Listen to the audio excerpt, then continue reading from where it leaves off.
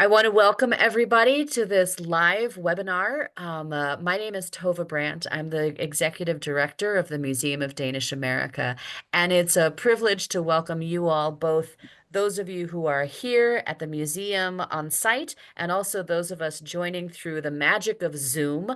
For some of you, I will say good morning. For others of you, I will say good afternoon, good evening, because most of our guests who will be speaking in this session are actually in Scandinavia and the Nordic countries right now. So for them, we are keeping them from their dinner time, but very grateful that they can all join us here. This is all for a conversation about our newest exhibition called Lay of the Land. It represents several different artists that we will hear from today, and we are very grateful for the guest curator Vasia, who will help walk us through and introduce the works on view in this exhibition and invite all the artists to share their comments on their contributions to this display. So thank you all of us for joining us, and Vasia, I'll invite you to walk us through this wonderful artistic experience. Thank you, Tova. Thank you, everyone. Thank you for having us, and thank you for coming out tonight, for some. I am Vasia Regu. I am a writer and curator. I'm the curator of this exhibition. I am from Athens, Greece, originally, based in Chicago for the past 15 years. So I'm excited to introduce you to Lay of the Land, Nordic Narratives. This is an exhibition that originally debuted at the Swedish American Museum in Chicago. We're thrilled to now be presenting it here in Iowa with such deep Scandinavian roots, continuing its journey, I guess, west. So it brings together 8 Scandinavian artists. Most of them are here with us today. And together they form the Art Alliance of the Arctic South. And what really brings the work together is their profound connection to nature. So these artists are scattered across Scandinavia, but they live and work outside of major art centers. And they have managed in a way to turn, I'd say, those remote spaces into a lens for us to see a bigger picture, right? To sit back and take a thoughtful look at what the environmental and cultural discussions happening right now look like, and explore identity, both personal and collective. So sometimes those landscapes that they work from look wonderful and magical. Sometimes they look wild, rugged, kind of like harsh, more extreme. But I would say these are not just pretty pictures. They're all stories about the land, about loss, about hope, and all those pieces. Through all those pieces, you can feel all the artist's real presence, their questions, their stories, the things that inspire them. So I hope you get to feel a little of this here today.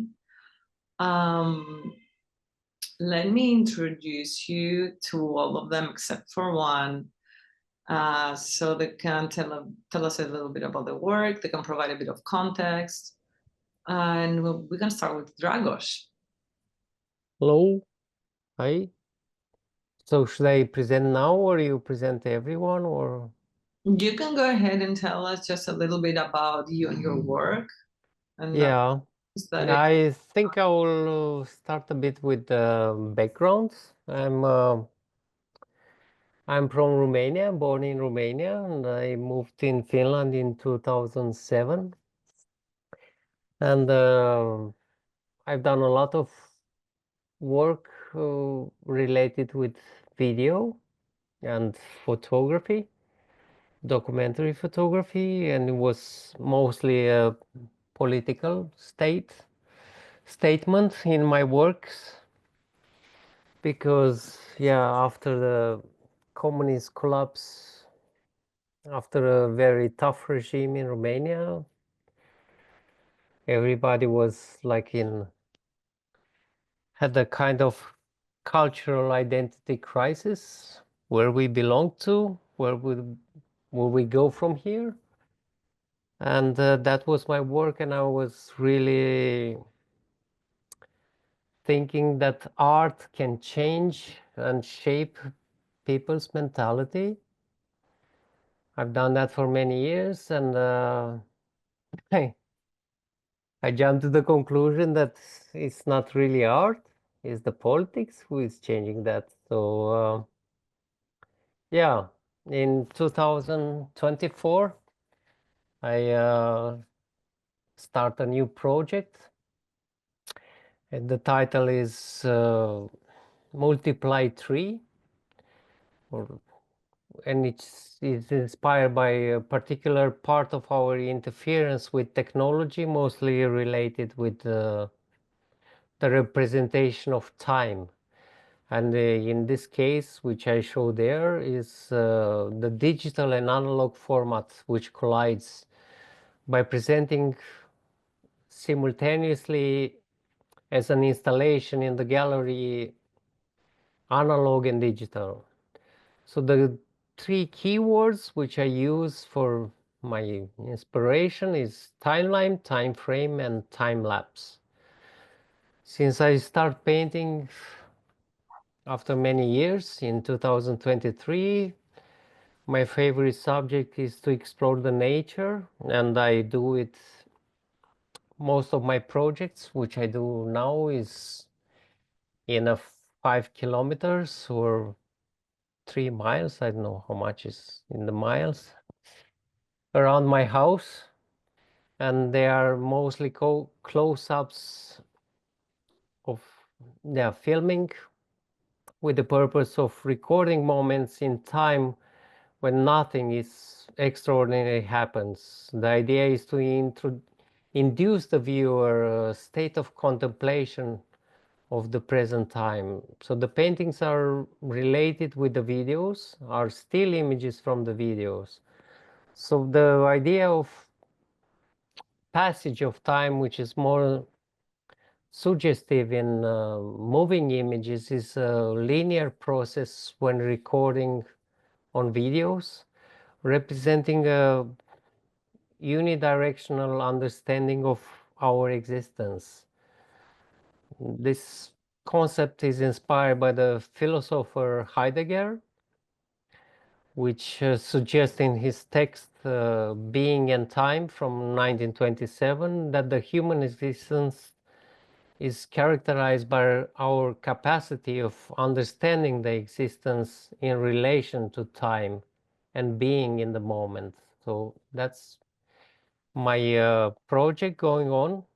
That's the beginning, which is exhibited there, and it will still going on for I don't know how long. We will see. Thank you. Of course. And now, let me see, it's Linnéa. Have I been too short? Sorry. Oh no, this is wonderful. What a good I idea. can speak longer if. We can get to Linnéa if that's okay. Okay. Hello. Can you hear me okay? My microphone is in the right place. Big thumbs up. Thank you. My name is Linnéa Therese Dimitriou, and I'm based in the north of Sweden in a small town called Härnösand. And I trained in the UK, and I have my base in observational painting, and that's also what I'm showing. Mostly, there's a little bit of sculpture in there as well in the exhibition there in the gallery. I started in painting, and I've moved through some design and sculpture as well. And lately, I've combined the thing that's painted with the painting itself. So as you can probably see better actually in the space for those of you sitting in the gallery, I believe that my work is to the right of your screen. Is that right, Adam? Yeah. So there's a large canvas there, which you can also see in the left side of this image on the screen, where I've thought about ideas about rapture. I've been playing with fabrics, and one of the amazing things that I find in painting is you can really conjure up something out of your imagination. Although I work with observational painting, it's always about shifting reality or thinking about, you know, a different dimension or how things could be different in some way. So I only just now realized that I have this in common with Dragos as well in the last work, that he has the photograph or the video and then the painting next to it. So this is a fascination that I've had for a long time. And and I also work with trompe-l'oeil effects, so tricking the eye. So I enjoyed making painting where sometimes it's impossible at first to know what's painted and what's real. So you can see that in the far right, so closest to you for the people in the room there. This is called a painting called Seraphim, which is an angel. So an angel with many wings and many eyes in the Judaic Christian tradition, also in the Islamic tradition as well. And then in the middle is another painting where I've also incorporated the wood. So I'm playing in between the painted part of the painting and the actual wood that the painting is painted on. So I think that's probably all I want to say at this point. And also, in case somebody forgets, Vasya has helped us to produce, along with the Swedish American Museum, also an amazing catalog, which is there in the exhibition. So you can also read about our work and us a little bit in that. So thank you. Thank you. Heidi-Anett, let me introduce you. Hi, my name is Heidi-Anett Haugen. I'm from Norway and I live in Trondheim. I work with analog collage. My way of working with collage is to find images that fit together in an unexpected way and make new meanings or possibilities of new readings of the images.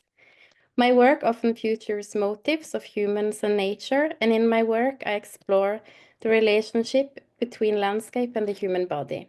I work intuitively, and I often use old magazines as material, like National Geographic from the 60s, 70s, and 80s. Using old material from the past give the collages a touch of nostalgia and an expression of a dreamlike inner landscape. My work in this exhibition is titled Embraced by Feminism. The title refers to what I felt working as Mary Beth Edelson's assistant in New York City in 2008.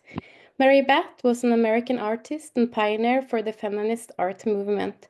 She lived from 1933 until 2021. While I was working as her assistant, she gave me a poster she made called Death of Patriarchy, AIR Anatomy Lesson, and it was made in 1976. So you see the poster in the middle of the wall. In the exhibition here, working as Mary Beth assistant influenced me a lot, and going back to America for this exhibition, I wanted to go in a dialogue with Mary Beth's work. So I have made 144 collages that in a way are framing the poster I was giving. I would encourage you to scan the QR code that is part of my work, because then you will hear an interview I had with Mary Beth in 2008. She talks about, among other things, collaboration in art and how important that has been for the feminist movement. The collages are also for sale, so if you see one or more you like, you are welcome to buy. Thank you for your time. Definitely. Thank you, Heidi-Anett. I'm going to be presenting Lotta Lampa just because she wasn't able to make it here today. So the work, Adam's going to pull it up, brings kind of like a different vibe, if you will, to this show. Lotta is an artist and designer from Kalix in northern Sweden, and her style is kind of bold, colorful, full of energy, I would say. Growing up with the vintage cars and garages and creativity with her family, Lotta draws inspiration from the community she lives in and the landscape around her. She splits her time between Kalix and the remote island of Gotland, which is about 15 hours by ferry and car, which gives you perspective as to the environments that have influenced her. So the pieces are made from metal, as you see there, and textiles. She mixes unexpected materials and shapes with a real sense of fun and curiosity. What's really important to mention is the nods to the Swedish ragarkultur. I hope I'm pronouncing that correctly, which is a love for classic American cars. And it's really like a big thing that I had no idea even existed.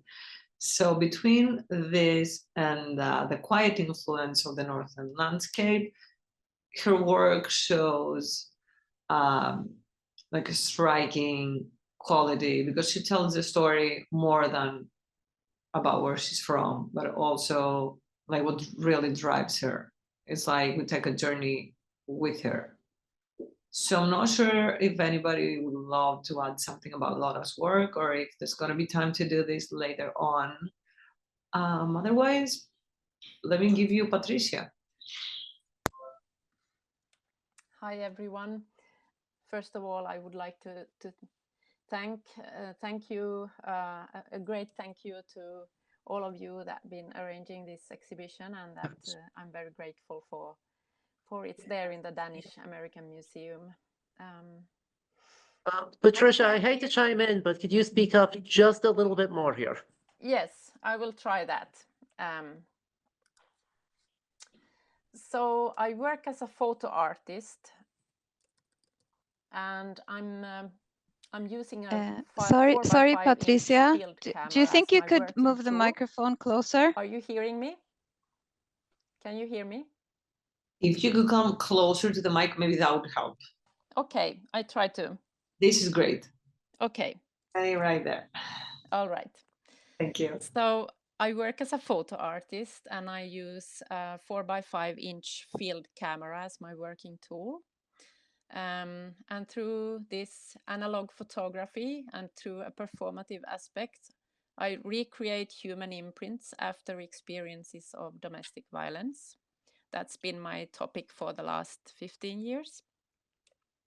Perpetuating the culture of silence around this topic makes the experiences of a large part of our population, those who live or have lived in a violent relationship, invisible. So in my art, the place where the repeated action is performed is of importance. The landscape plays an essential role in my expression and is depicted as a protective embrace and or a potential threat. So integrating the Finnish landscape therefore raises questions of personal and collective responsibility. It's also important for me to make it visible the complex healing process that can be lifelong and non-linear after violent intimate experiences. I'm fascinated and examine the bodily impact of violence through the repeated actions, through the subjects and landscapes depicted. A repeated action becomes deeply rooted in the body over time. And in my art lately, I also try to replace the destructive activities with something repetitive that can instead help in the healing process. The analog way of working requires careful preparation, but the performative, together with the repetitive way of working, gives room for partly unforeseen results, which I integrate into my creative process. So my body of work, unreported, is a sample of that. So when the dress was lit on fire and fell from the stand, the dress were filled up with air, making them look personified. The body of work, unreported, with the burning dresses, is a manifestation towards violence against women in Finland, which is the second most violent country in Europe, actually. You feel free to ask questions maybe later if you want to know more. Thank you so much. Thank you. Thank you. I'll give you Anastasia. Hello, everyone. My name is Anastasia Savinova. I'm a visual artist based in the north of Sweden in a town called Umeå. I primarily work with sculptural installation, but I also work with performance, drawing, video, and photography. And in the exhibition at Museum of Danish America, I'm presenting 3 photographs. In general, in my practice, I explore places and modern human ecologies. I'm interested in how everything is intertwined and how we constantly emerge as part of something greater.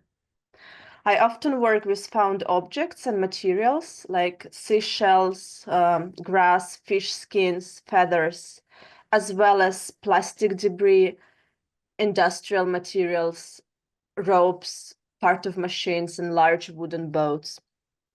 Weaving together natural and industrial materials, I address the beauty of the world, the intimate connection between organisms, and the fragility of the ecosystem. My sculptural works often resemble multi-species habitats filled with real and otherworldly beings. And in my performance practice, I integrate wearable sculptures and masks, often obscuring my face with materials found in the landscape. As for example, in this photographs that you see on the screen now, they come from the series called Land Face. And I call them self/land portraits.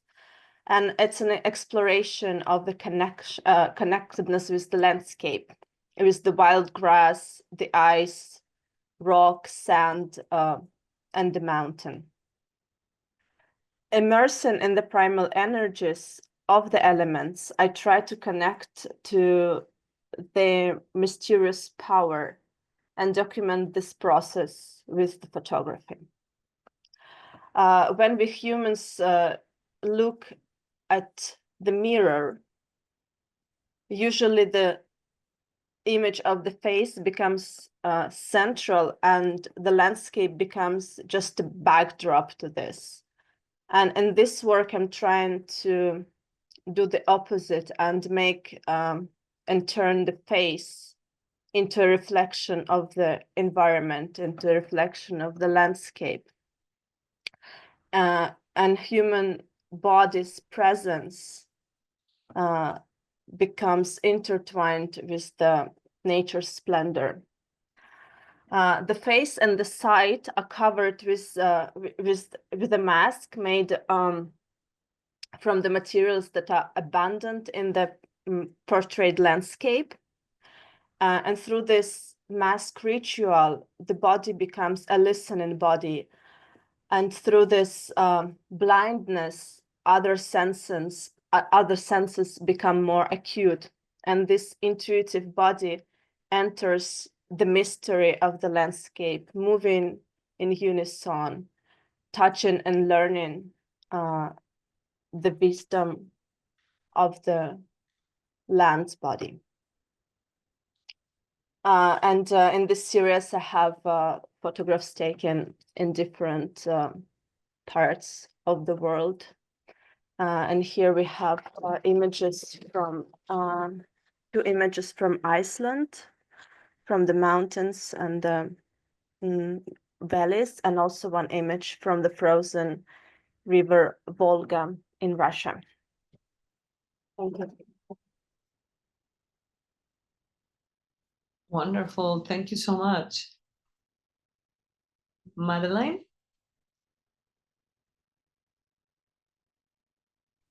Hello, everyone. So nice to be in Iowa and meet you all, tell you about our show. I'm super happy to be invited to be a part of this and to meet you all. My name is Madelaine Sillfors, and I grew up in the mountains in the north of Sweden, in a small city called Kiruna. It's a mining city, and most of my work is contemplating and the mining industry, how it affects us who lives there, and the environment, and also as a result of this mining industry, of this huge mine, actually it's the world's biggest iron ore mine. It's they have 900 kilometers of roads underneath the surface. Yes, it's huge. A result of this huge mine is the fact that this tiny city needs to move. So my hometown is going to be torn down and moved to a different location. And this, of course, is a huge thing. It's often in the news, for instance. But for me, it is a sadness, a sorrow, and I do have to relate to this in my life, in my art. So here in the museum, I present 4 pieces that in different ways relate to this fact. To the right, you can see, or on this pink wall, or I see it as pink, I don't know if it's red or pink, there are 3 black mountains, and it's called Mountains in My Hands, this piece. It's a quite new piece. It's made out of silk and glue, and I have made mountains, and I think this is to contemplate the fact that we as humans do have all of this in our hands. We do have a lot of power over these huge mountains, and at the same time, this nature that we live in will of course crush us in a minute if that happens. So that leads me to the second piece, that is called Chthonian Scroll, which is a small piece in a little installed in a little box. It's a polymer clay sculpture, and it looks like some kind of opening, like fingers opening up something. It also looks like a vagina. I always see the mountains as a female somehow. I don't know how that happened, but that's how I read mountains. And the Chthonian, I'm inspired by an art historian from the US, actually, called Camille Paglia, and she has some very strong opinions. And according to Paglia, culture and civilization was created by men to oppose and contain the chaotic or chthonic that Paglia uses, and the self-destructive nature of women, and women also being like closer connected to the nature somehow. So I've been like reflecting on this kind of thoughts. Above that piece, we have a tiny wooden stick, perhaps you can say. It's a found object. And I was walking one day in the woods, and I found this beautiful little stick. It's installed on the wall above the box. And if you look closely, like very closely, it almost mimics a mining field, like what a mine looks like from the beginning, when it's still in the day, as we call it, like not underground. So the structure of the stick is very delicate and beautiful in a way. It looks organized somehow. And on the same wall, we have an oil painting on oil paper that I think it's rather dark, and It's called House Arrow Down, but still there's part of the house is almost like an arrow pointing upwards too. So I think it's ambivalent, and it's really there's a sun trying to look up behind the trees, and I think it's really trying to relate to my feelings about sadness and sorrow and loss. Actually, my hometown is disappearing into this black hole that is growing right now, and the town will disappear completely. It will be fenced off, and we're not allowed to even walk the grounds anymore after that. So this is something that is part of my I think maybe my lifetime work, and yeah, I hope you enjoy. Thank you so much. Thank you so much, Madeleine. I'd like to invite Hanna to speak about her work a little bit. Hello, everybody. Happy to be here. Thank you for organizing this. Nice to see you all. Yeah, I'm Hanna Kanto, and I'm from Finland, northern Finland. I have been living in different parts of northern Finland and Sweden the biggest part of my life. But since few years back, I have been living in Helsinki, capital of Finland. And my main medium is painting, but since few years back, I have been interested to expand the painting on the walls in form of small sculptures. And like there in Iowa, you can see some small ceramic items glued on the wall. So I have been like kind of expanding the painting on the wall. The image is continuing as like a two-dimensional or three-dimensional small parts on the walls. And yeah, I open up Nordic aspect through my participation and everyday life in my livelihoods on my art. And important part of my practice is participation in local industries and activities, such as berry picking, mushroom picking, forest planting, skiing, trekking, running. Yeah, as you can see on my painting there, this figure is in a winter landscape. So my works are weaving together the ecological, economic, and mundane world with the spiritual and mystical and strange. And through my art, I open up the dialogue with the role of age-old connection and today's capitalistic and economic thinking and urbanization.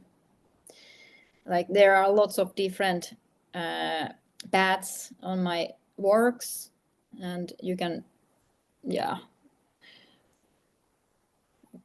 wander through all of them while watching my paintings. Yes.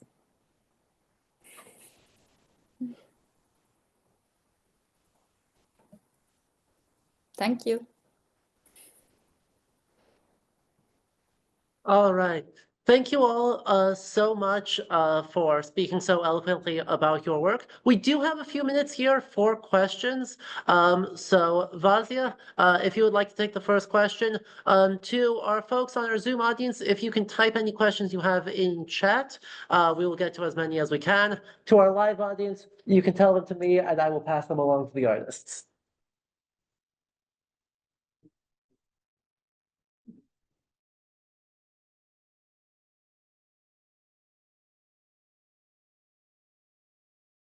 All right. Vasia, would you like to get us started with the questions? Can you hear me all right? Yes, perfect. So if you don't have any questions from the audience, yeah, I'm really curious to see what kind of layers of meaning or connection does this exhibition, this iteration add to the artist's practice, just because it happens to be in Iowa, which is a very big rural settlement in America for the Danish people, and has such historical significance.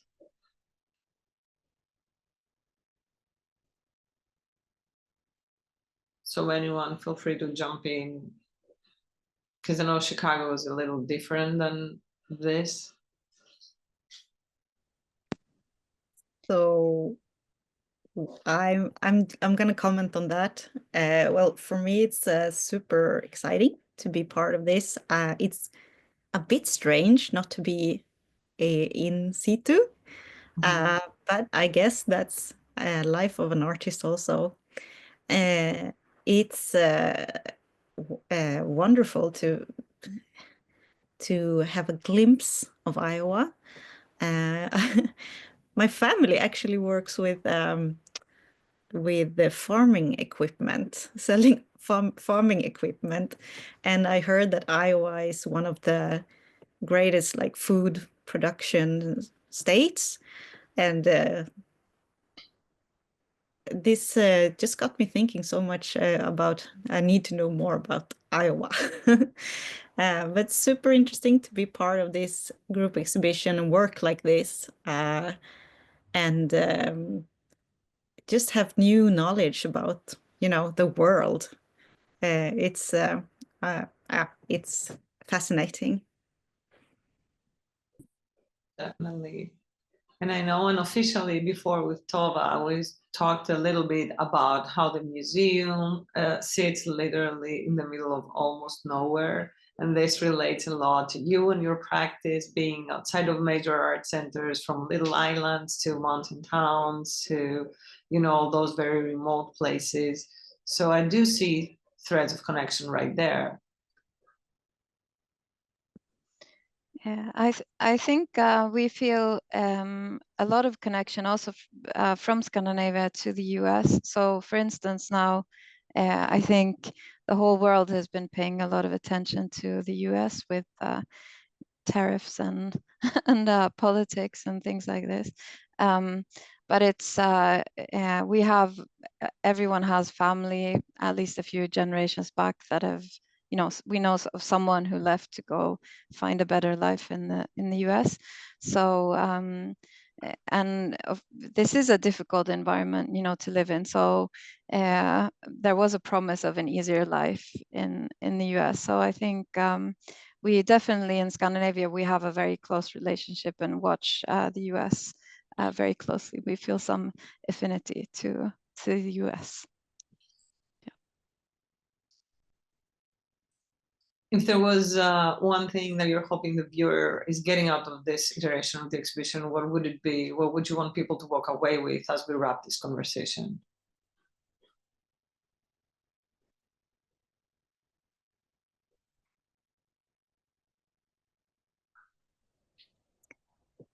I hope a curiosity about finding out more about the current events in the Nordic countries. I hope we spark some curiosity about art in general, because we have a lot of many different expressions in this exhibition.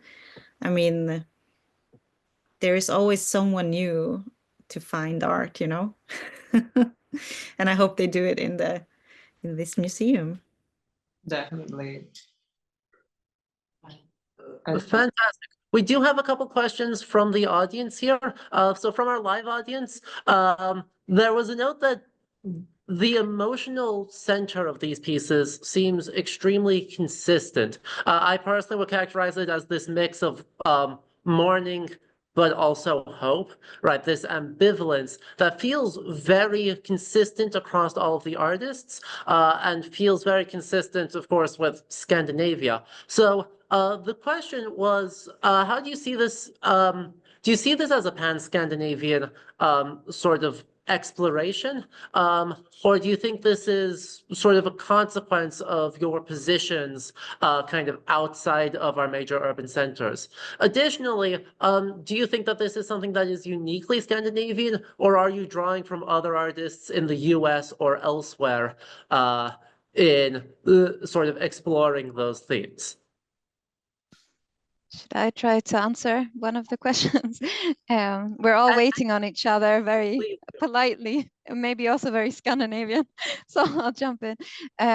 I think that this melancholy is something that's well known as a Scandinavian melancholic type of, and maybe this is particular to Scandinavia. It's also known to be even more up north. So the north of Scandinavia is known to be even more melancholic, maybe. But I think speaking to this project and working together, because we, the artist group has been collaborating for some time as well before this exhibition came about, and meeting and discussing work. I think something which is which we've discussed in common, and maybe it has come out in the selection of the work, is this feeling of climate change is hitting the area closest to the Arctic first. So during our lifetime, we see changes in the actual landscape. So something is being lost, not just because of the mining, but also the weather changing. So I think that that feeling is something that we've talked about. And there's also this idea that some things which are sad are also quite beautiful. So the idea of melancholia, as there's also some beauty in those things that because you have this feeling like this is going to be lost at any moment, so you kind of have to catch the moment as well. So I think there's maybe an aesthetic fascination with that kind of loss in some way as well. And the second question, maybe you have to repeat, but I'll pass that on to someone else anyway. I think that answered both parts of that question very beautifully. So then to close us off with one more question from Beth in our Zoom audience. Can you talk a little bit more about the specific collaboration? And are there any cases where your works drew on each other within this exhibition?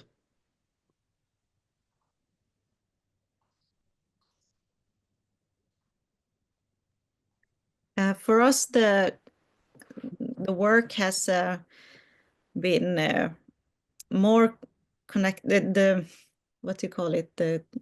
collective work has been very much connected to developing our artistic